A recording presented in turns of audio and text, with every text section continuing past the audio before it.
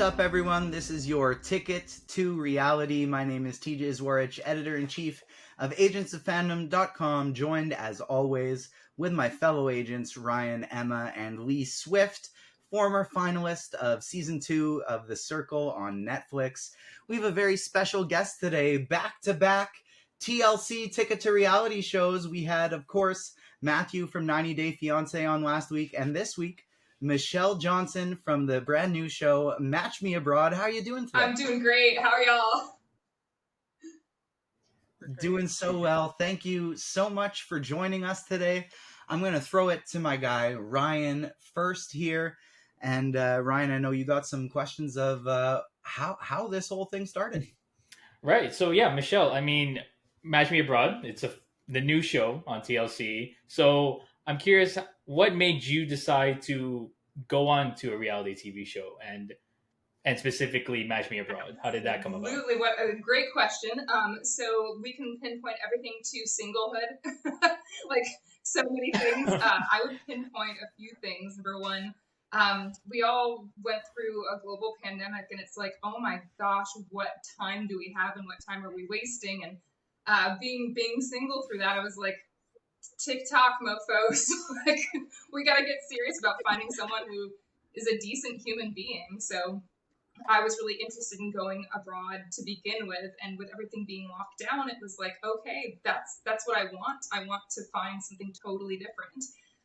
And so I was like, okay, if I'm bad at this apparently, and who dates after a global pandemic? How do you do that? I was like, I need someone to vet whoever I'm going to find. So the idea of matchmaking came in, and I was like, all right, let's try that. No time to lose. Wow, that's great. So when you were auditioning for this show, I mean, obviously because it's a new show, how did you find that kind of like? Was there like what's it called? They put it process? Yes, exactly. Like, what was the casting process like for that? It was definitely a process of submitting, my life story, the things that made me single, which is always fun to look at your life and be like, oh, is something wrong with me? And you're like, nah, it's fine. I'm just looking for someone bringing some stuff to the table. So it was a lot of psychology, to be honest. Making sure that you're, not a criminal, and who you say that you are is also very important. So submitting pictures and stories of past relationships too, really digging down and looking back through the archives. So it was a lot. It was a long process. Oh, nice. I mean, you made it, and when you were going through this process, I mean, it's I'm assuming you're a reality TV viewer yourself. So going into a reality TV show yourself, how did you build up that courage, because you know what it can be like for contestants on these kind of shows? So it's so funny. I mean, I really hadn't watched a lot of reality. I'd watched some of the home decorating things, as you do in your 30s. You just be like, ooh, that's really interesting. You do need a marble island in your kitchen. So I had to educate myself on actual TV shows that featured people. And I think when I was a teenager, I would watch things like The Bachelorette. So I had this idea, but I really had no clue other than this desire to tell the story that maybe we don't hear a lot. We don't see people in that middle range, in our mid-30s. Like, you have these young hotties on these islands, and and there's a demographic that's not as well represented. So I was like, this is a great opportunity to be like, what is dating like when the dating pool is married or divorced or has been married? Hopefully they're not actually married. But yeah, how does this look to somebody past their mid-20s? So that was the angle that I really appreciated, the chance to tell my side of what's been going on. That's kind of I mean, you covered the next two shows that we're covering are The Bachelorette and Love Island, and we have Match Me Abroad. So we're working on all the angles right now. But it's funny, you mentioned with the important part of finding some matchmaking post-pandemic is getting someone to help with the vetting process, so you don't end up with someone who's married right now. Yeah, you want to do your due diligence for sure. Emma, I want to throw it to you next because you have some questions for Michelle as well. Yeah, absolutely. So I mean, and something like Match Me Abroad that entails a lot of traveling. I saw that you do like to travel. So what are your favorite places that you've traveled Oh to? my gosh, that's so hard. I've done the Great American Road Trip on my own 3 times, which was honestly just not really knowing where I wanted to call home. I had an art internship in Alaska when I was 27, and I packed up everything in Raleigh, and I was like, here we go. So Alaska is gorgeous. It's like the Pacific Northwest on steroids. I mean, it's 40 eagles in a tree and a moose, which sounds like a great rock band. So I very You just described Canada. that is 40 eagles and a moose. But Alaska is gorgeous. There's so much in the United States that's wonderful and eclectic when you think about the American Southwest and you think about now in the actual South. So I would say America had hit all of the boxes for a very long time for me. I'd never been abroad. But since doing the show, I have gone back and visited the UK, which was on my bucket list. I wanted to go to Scotland. During the pandemic, had booked a trip to Scotland that got, 3 years in the making. So finally made it to Isle of Skye. So I would say, better parts of America, absolutely Scotland. Holy cow, I'm a mountain person. And I'm going to make a hard pitch for North Carolina as being a gorgeous state to visit. Come on over. People are friendly and the barbecue is amazing. Our friend would appreciate that. Our friend Adam, our fellow agent, he's the head of editorial here. He did want us to ask you your opinion on Bojangles. Oh, Bojangles. Okay. Best hangover food you'll ever have. It's biscuit with like various kinds of things in between the biscuit. So Cajun biscuit fillet, and then sweet tea that could power a car. It's so stinking sweet. They probably put like 9 bags of sugar in it. So if you're hungover or if you're going to the beach or both, Bojangles forever. I love it. Duke or UNC? See, okay, I have no horse in that race. I grew up in Seattle, Washington, and I'm like, I like the Mariners. Go Seahawks, woo! That's fair. They'll fight here over it. Like, I mean, when I'm just like, I don't know, and there's like, why don't you know? I'm like, sorry. Yeah, I've been to North Carolina once. I've driven through it a lot because we used to drive down to Florida all the time. But I definitely, being in Maryland, it kind of is embarrassing that I haven't been down because everybody used to go to the Outer Banks, and I've never been. So I'm definitely putting that on my list. It's gorgeous. You won't be mad. So give me a call before you go, and I'll tell you the cheap Airbnbs to go to. And seeing the wild horses out there is amazing. There are these troops. I don't know what's a herd, I suppose we call a troop of horses, a herd of horses that have been living on these islands and these banks and these shoals for hundreds of years and just making do, and seeing wild horses is amazing. Highly recommend. That is very cool. Well, I'm definitely doing that. Well, also I see in your background you have a guitar hanging on the wall, and I saw that you're a musician. So what do you play? How long have you been playing? How did you kind of get into music? Because I'm also a musician, so I always love talking about that. Yeah, long story short, I started singing when I was a kid. You get all the Disney movies you're growing up with, and just jamming on my cassette player. And so singing was where I went, and I came out to North Carolina because I sang at a friend's wedding. I was their wedding singer. And that was what got me out here for the first time from the Pacific Northwest. So I play piano and I sing. And the guitar you see in the background is my dad's guitar, which I inherited when he passed. And is also the tattoo of the guitar you see on my shoulder was what I got for him. So that was the guitar he would play and sing for me when I was a little girl. So I love that. Yeah, music's big in the family, in the Johnsons. I love it. When we have our first, I don't know if let's say annual, our first annual, this idea is coming to me off the top of my head, Tickets to Reality karaoke, where we bring on all of the North America's favorite reality stars to sing some karaoke. I'm on Michelle's team. I'm just saying. I'm on her team. I want to be on a team. I love karaoke so much, and it would be a pleasure to be on your team. What's your go-to karaoke song? Okay, so you have to be careful with what time you do this one. But I can bust out "I Will Always Love You," but you can't do it too late, or else everybody sings along. So you can't do it too early, and the mood is like, oh man, this is heartbreaking. So "I Will Always Love You" circa 9:30 p.m.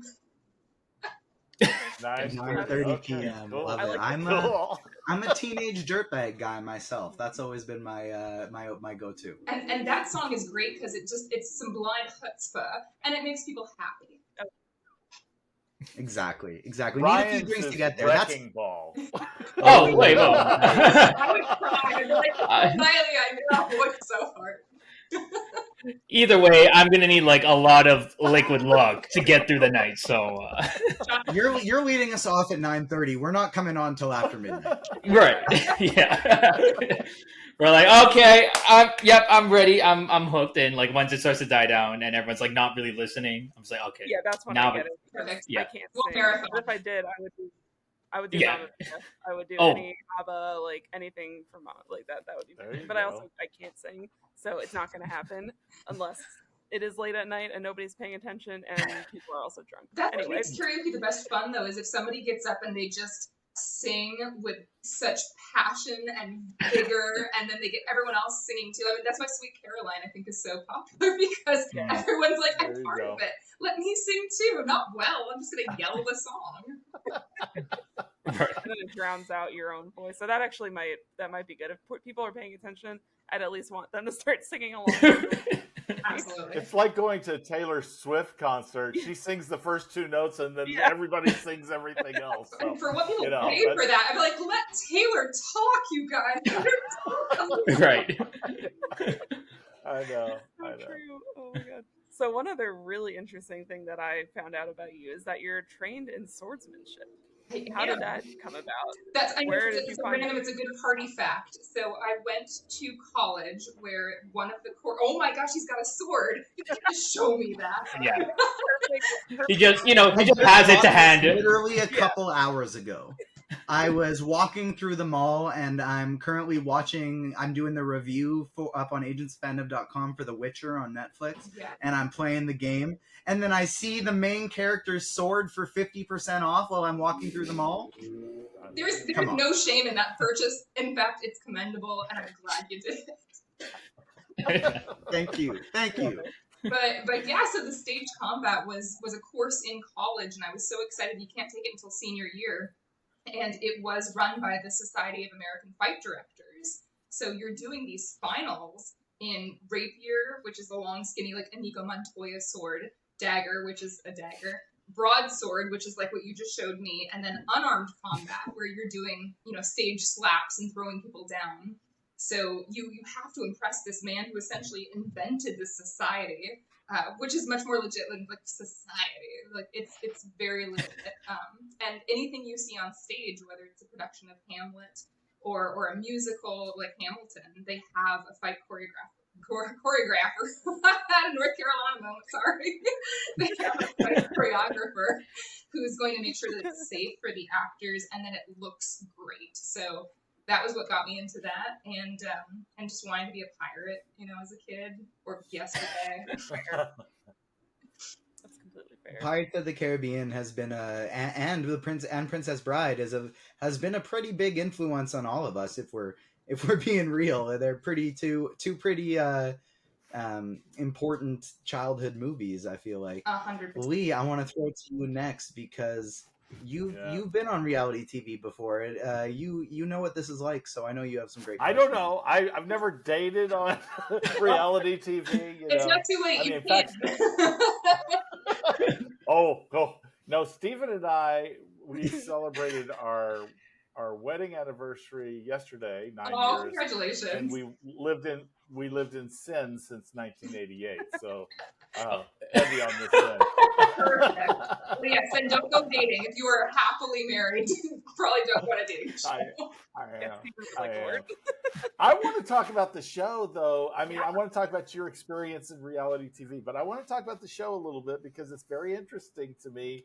I mean, there's some, you pick this matchmaker and you end up going to Prague, and I will tell you, it seemed it was very uncomfortable at first with this date. I mean, he's very good looking. I mean, and he's trying to teach you to bake and all that kind of stuff. But how did?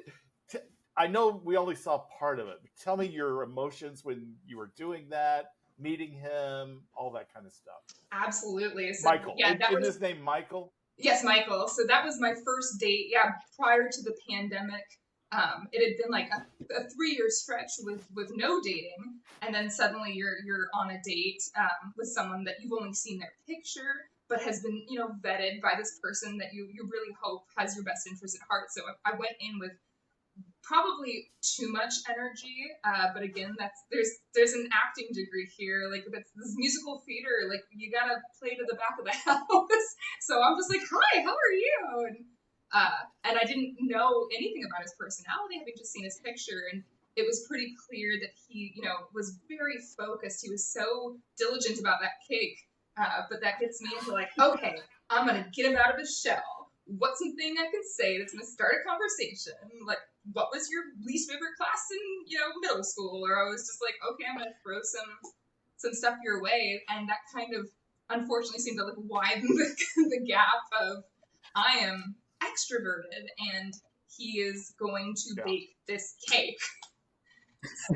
He was so into the chemistry and all that. It was so interesting. I was like you. I was thinking when I was watching it, I was rooting for you. I was like, thank you. Come on, guy, get out of your shell. Get into this, So. And I think that's honestly was my first experience of a cultural difference that, a lot of Americans, we're known to be bubbly. If it's one, criticism I've heard going overseas is like, oh, you can spot the American because or but it's just like we are an eager people. We're a new people, and gosh darn it, we're gonna help you, and we want help too, and we want to talk to you. So that was me learning that yes, you have to be yourself, of course, when you're dating and you're looking for a match, but you can also ease into it. So it was an interesting lesson to learn on camera. Yeah, especially after 3 years of this. I mean, that's a lot of time in between. So a whole lot. That's actually, Yep. That reminds me of a really funny story with my parents. They met a long time ago, but my dad has always been known to be someone who's very funny, has a high, like he takes nothing seriously. Mm-hmm. So my mom always said on their first date, one of her thought, which it was so weird for like me to think of knowing him, but my mom thought after their first date, she was like, does this guy have a sense of humor? And I'm like, that's like dad, like you're talking about dad, like, so it's kind of like interesting. You kind of like end up tamping down some aspects of your personality when you first start dating, Mm-hmm. and then it just comes out eventually. And usually. And I kind of wonder if it is something in your 30s too, where it's like, fuck it. I mean, I want the weird on the table right now. I want you to fart while making this cake, and I want us to think that's funny. Or else, like, we can't get married if you don't think farts are funny. Like, they're ostensibly hilarious. So it's just a way to throw some, not corkscrew. Well, yeah, sure. I'll throw some corkscrews at you.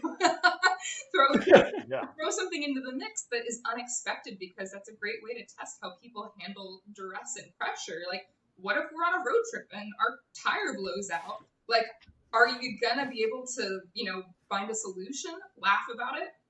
Or are you gonna just clam up? And I'm like, I need somebody who's gonna work with me here. And the way that I test that is personality. And yeah, so it's such a learning curve still, which is, part of the single reason, I'm sure, where it's like, I'm very aware that I can be a lot. So I want somebody who can, be on the level. Yeah. And give them a chance, though. I will tell you, because Steven and I I'm more like you. It's like, for instance, when we first started going out, I love you, probably day 3. Yes. He took 6 months. 6 months. What? and what's the funny thing? I was like, I'm all in 100% in 6 months. So you don't have. I'm not narcissistic enough that I want to be with somebody just like me, but I had to pull some of that out, and that's what when I was watching it, I really felt that with you and him. I thought she's trying to pull it out, and I was kind of like rooting for him to come out of his shell a little bit. And I know there's more stuff that happens. Okay, we got to mention what is it? The fetal pig thing, that conversation. Tell me about that. Expand on that. It occurred to me that maybe while baking, that was a weird thing to bring up. But when I was told he was a doctor, I was like, okay, what do I have from my collection that is anything like medical or science, like dissections from 7th grade? So, like, that's just how my brain works. It made this connection where it probably shouldn't have been the first thing I said, but I was like, yeah, I've done doctory stuff when I was 12.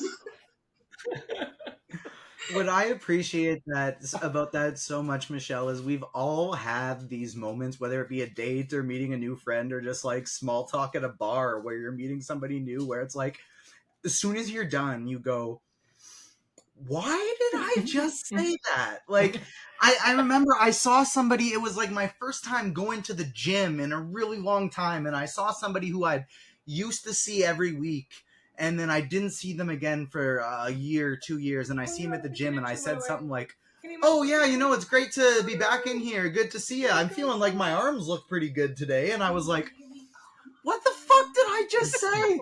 Why? And of course, when you're on a reality TV show, you don't have the benefit of being like, well, no one's going to remember that because it's on TV.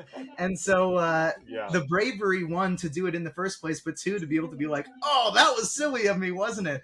It takes pretty next level, not just confidence, but being able to not take yourself seriously. And I think that's pretty incredible. We're looking through the list of people on this show that we're like, we'd love to do some interviews, who do we want to talk to? And you were our first choice because we just thought you were so incredible. So thank you. It's a kindred keep spirits of Don't random people who are down to talk about pigs, and I love you. I loved it, and I think he's right. You're really, having been on a show myself, people will recognize you. It's a weird thing that happens. Your socials all kinds of strange things will happen, but you come off so charming and amazing. I think it's going to be nothing but positivity that you've been on the show on TLC. You're quite a light. And thank you. I was like, I'm gonna go in and I'm gonna be myself, because I think, especially in romance, like you can't be anyone else. You have to present as you are. So I've done my damnedest. Absolutely. Well, you've done a good job. Just a question: have you watched some of the episodes, like Harold and some of these other people? Yes, and I'm like all of America. I'm like, Harold, God, yes, my man. Like, I gotta ask him, be like, you got some game? You kissing on TV? I was being a prude. I was like, no, but wow, like, and you can spot, his genuine connection too. I think that's why everyone is cheering him on, because he's just a delight. And it's been so nice to see Prague through his eyes too, because he's, having a totally different experience on the same timeline as I was, and it's really excellent. The whole cast, is fantastic. I have nothing but nice things to say about everybody.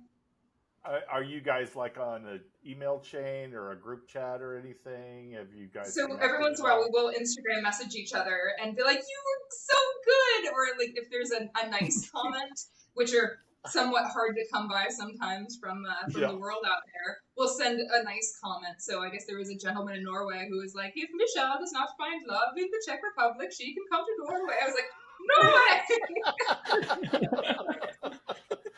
way! Nice. Well, you're on a good show. Sorry, I think all Norwegians for that voice. I apologize. That reminded me of I think the movie Eurovision is pretty hilarious, and that reminded me of the like Icelandic accents that Will Ferrell and Pierce Brosnan used in that one. It's I'm going to get canceled in Norway. I'm so sorry, Norway. Please let me in. I don't know how big our Norway listening population is, so you may be good. Like Canada and USA, we pick up some listeners, you know. But Norway, maybe not quite yet. But maybe this will get us there. We'll see. We might be huge in Norway. You don't know. You never know. Right? Well, match me in Norway. There you go. Let's go. So you mentioned that you haven't watched a ton of other reality TV. What kind of shows are you into? I got my those watching us on YouTube. Hit the like button. Make sure you're subscribing. But you can see in video, I got all my my Marvel, my Star Wars, my Dragon Ball Z, and such behind me. What type of shows are you into? So I ate up Stranger Things last year. I cannot get enough of that. I rewatched it because this is how I am as a person. And you're looking at, the storyboards, and I think it's fan-fucking-tastic filmmaking. It is art, and that's the first time I've seen something, newish that really elevated the game, in my opinion. I'll go back to like the early 2000s. Like I think the last movie I rewatched was Gladiator. And Lord of the Rings, and so I'm big on things that were like 20 years ago because I feel like they really can't be matched in what we were doing, and I want good stories like that again. So I'll go back to movies, but I cannot say enough about Stranger Things. Like I still work out to running up that hill, and I'm just like, I'm going, and Becky's there, and it can't get me. Oh my god, yes! The Dear Billy episode. I mean, that is like, you said right?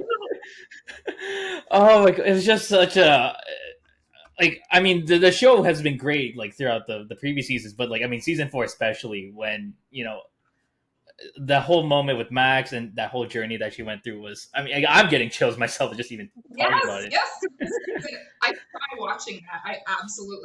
It was so stressful. I can't remember being that affected ever by a television moment than that one. So, and you can't explain it to people who haven't seen it. You're like, so there's this monster, right? Right. And it makes you cry.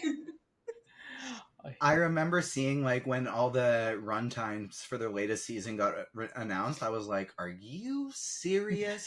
And then I watched them, and at no point was I like, "Oh, this is so long." I was just staring at, just watching contently throughout, and then all of a sudden it was done. So it was one of those things that I judged the book by its cover, and I was like, "Are you serious? This is long." And then I watched it, and I was like, "Wow, this is some really good. I see what you're doing. I see what you're doing." I can't do scary though. I'm awful to bring to scary movies because number one, they get really stuck in my head, and number two, I'm very jumpy, and I'm the person who will scream in the theater. So that could be amusing. Like I love going through the scary mazes where actual actors jump out at you, but I have to apologize.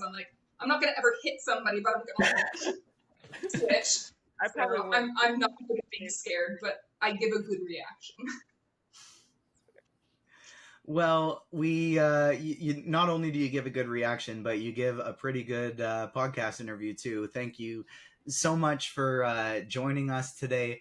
You'll be able to find this up on the Agents of Fandom YouTube page, as well as the Ticket2Reality podcast feed, anywhere you get your podcasts. Where can the people find you on socials if they want some more Michelle? My only social is Instagram. So it is at the official Michelle Johnson, which sounds pretentious, but it wasn't taken, and there's a lot of Michelle Johnsons out there. So the official Michelle Johnson is in fact. Well, there you go. They're just the other Michelle Johnsons. Right. You're the official one. That's right. Well, there was Michelle Johnson apparently in the 80s who was a B porn actress, so we had to make it different. Just in case. Yeah. And before he ends it, Michelle, I just want to apologize for Ryan. We just bring him in to help us out. And I just, but okay. That's all. To provide context, yes, every episode Just Lee has about to, got through it. yeah, Lee has to throw a dig at me for some reason. I don't know what it is. We almost So, got I it. like it. It's yeah, tradition. We don't question it. Tradition. clearly, We yeah. just about got through it without Lee remembering to take a shot at Ryan, and we got it at Yeah, the very end. usually Lee's like, oh, before we leave, stick around. Lee wants to talk. But no, Lee was like, let me just shove Ryan under the bus for a moment. And then, yeah. Anyways. Great way to end us off. Make sure you check out the other shows on the Agents of Fandom podcast network, including, of course, our flagship Agents of Fandom show, Ticket to Reality, Listen 3000, Fandom Academy, Cinema Sibs, The Critics, Comic Corner, all these crazy, wonderful things we got going right now. So make sure you check those out. And Michelle, thank you so much for joining us. This was an absolute blast. Make sure you check out Match Me Abroad on TLC. And we will be back next week talking some Bachelorette, some Love Island, and maybe some more Match Me Abroad. Thank you so much for joining us, everyone.